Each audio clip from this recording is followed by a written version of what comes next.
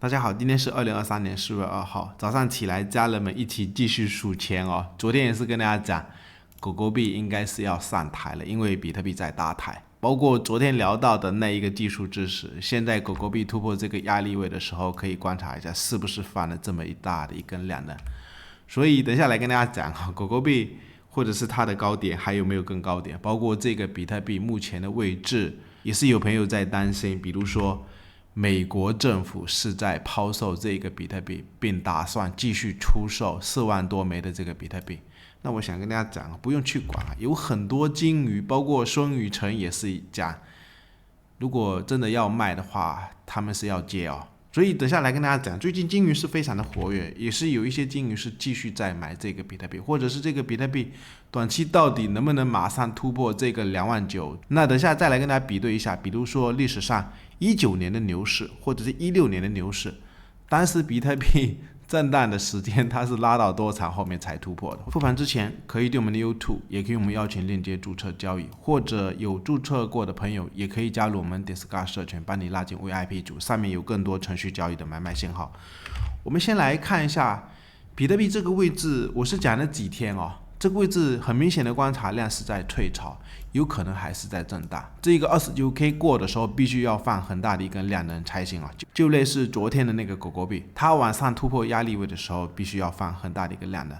然后有一些朋友是在担心，美国政府如果卖比特币的话，比特币会不会下去？想跟大家讲，不会下去，它有可能最多就是这个位置震荡，因为当时这个区间脱离的时候，昨天就跟大家讲。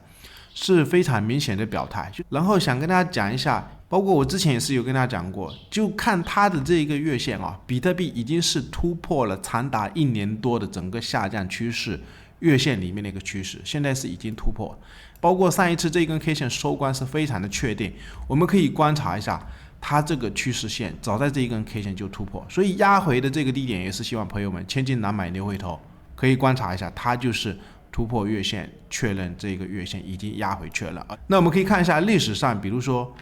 这一个19年当时的一个趋势突破，它是在疫情爆发的时候，其实都没有压回过，这个位置就是在飘一个旗形。如果没有这个疫情的话，我相信这个应该不会有这种更低的低点。其实更早之前16年的当时一个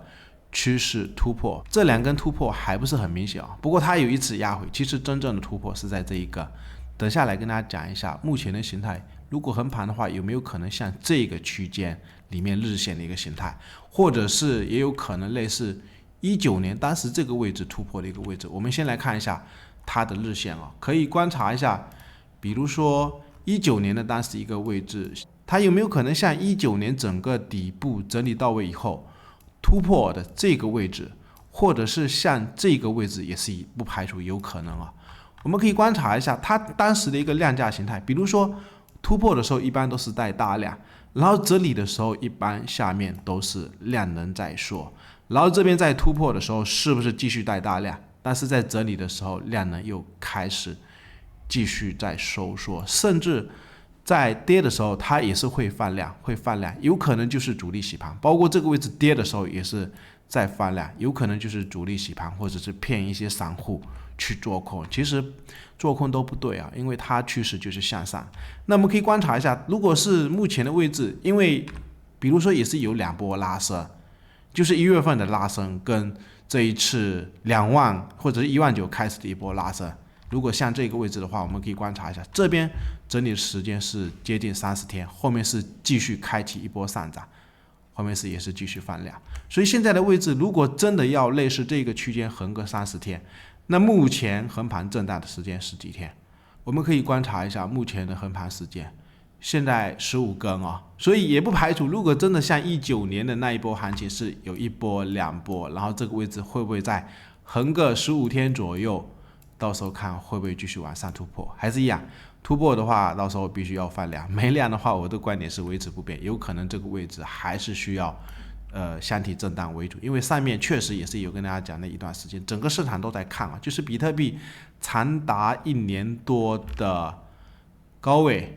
从20年到这一个位置是在22年的5月份长达1年多的这个29000这个区间压力是非常的重。那如果时间15天横盘到位再不突破，或者短期要突破也可以啊。我的观点是就是要放量，或者我们可以看这个比特币对美元的这一个走势，必须要放量才行啊。然后我们观察一下还有没有更长的时间，刚刚想跟大家讲的一个位置，也就是16年当时1月份的时候，这边有一个突破，可以观察一下。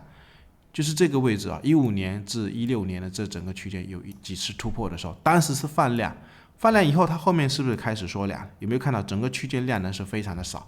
基本上就是在整个大箱体震荡了有多长时间？我们可以观察一下，比如说从这个高点开始计算，可能有100多天啊，所以也是不排除有没有可能，如果前几波已经脱离底部，然后主力会不会这样子横盘一段时间？然后我们再来观察一下比特币短线的一个走势啊，也就是这2天有看到一些高点的时候，它如果量能不放出来，这个位置背离还是背离啊。包括上一次这一根最重要的 K 线突破的时候，其实它这个位置主要一个问题就是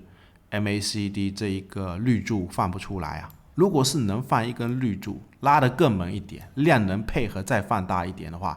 有可能这一个29000过了就过了。包括这个 MACD 其实是非常的滞后啊，最近到底是要不要做一个方向的选择，还是说有可能我估计还是在这个位置箱体震荡，它不一定跌得下去啊，因为整个月线趋势都已经非常的明显。不要去管美国是不是要抛那一个比特币，我相信肯定会有很多鲸鱼是要接。那今天也来跟大家聊一下最近鲸鱼的动向，我们可以观察一下排名，比如说在10几名的，好像最近也是有一个鲸鱼，就这一个13名了。就这几天哦，转移了近16000多枚到这个钱包地址。后续我们去观察一下，不过它是在震荡的区间转移进来的，我不知道是不是最近买的，还是说之前买的，最近才转到这个钱包。因为也是有发现，美元在没落的情况下，其实很多资金都是在慢慢的从交易所。比如说搬比特币也好，或者是以太坊也好，前面也是有看到一些数据，以太坊最近交易所的数量是下降了近30%，所以有钱的鲸鱼是在搬这个比特币，可能中等的一些鲸鱼是在搬那个以太坊，或者是美国的很多散户，我相信应该也是在搬那一个狗狗币，也是不排除有可能哦。我们可以观察一下一些中心化的钱包，包括这个欧以的，最近都是在流出啊，就是这个比特币。或者我们可以观察一下，之前有跟大家讲过，在3月9号的时候，比特币在2万的位置，也是有跟大家讲，有一只鲸鱼是买了超过3万枚的比特币，到现在都没有卖啊。以前是从来没有见过这个钱包，首次买的话就是3月8号，当时比特币价格是在2万1附近。然后我们再观察一下，比如说这个61名的鲸鱼的地址，之前在1月4号的时候，当时比特币价格是在1万7附近，也是跟大家讲，鲸鱼是在偷偷的买这个比特币。到现在的话，这一个地址目前是都没有做卖出的动作，所以也是希望朋友们不要去管那个美国是不是要卖比特币啊。当然也是有朋友在开玩笑让我去买，我买不起啊。然后我们再来看一下狗狗币的一个形态啊，其实很漂亮啊，我们可以观察一下这个区间现在是已经突破的话，而且这个下方刚刚是有跟大家讲，它就是带量，所以这个位置既然带量，也是非常强势的一个有效的突破。短线的支撑也可以把它修正到这个，就前面的这个矩形的一个低点的一个支撑位啊。其实最近山寨币应该是会有一波行情，因为比特币的市占比其实也是有看到啊，整个市占比都快接近50%了。当然历史上它的市占比会更高啊，也是不排除有可能这个位置整理到位，下一步只要一些山寨币拉到位以后，会不会再轮到这个比特币？所以个人观点，狗狗币有买的话，尽量给我拿住。至于它上涨的目标，我们可以看一下它短期的压力位，这个位置 0.09 的一个位置会不会有一个压力？不过我个人可能不会看这么短啊，因为这整个区间我相信应该是要去突破，或者是有朋友是讲未来的话有没有可能去10美金？我个人一个观点是这样子哦，美元最大面值的一个纸币是多少？100的。我是相信狗狗币未来的话有没有可能去100，所以个人的观点，不管是1美金或者是10美金的狗狗币，到时候再看吧，要不要出掉一部分，或者是留一部分，就给我报到$100的这个狗币啊。包括4个小时，我们可以观察一下，其实昨天在这个位置，我们可以很明显观察，就这一根下跌的一根 K 线，其实在昨天的时候都已经在攻了。既然是价格都已经过了这个高点，我个人观点，它压回的这个位置其实也是在守这个 N 型的高位，就是这个 N 型的高位，还有这个上影线的位置，现在一根突破，其实非常漂亮，有可能短期不排除。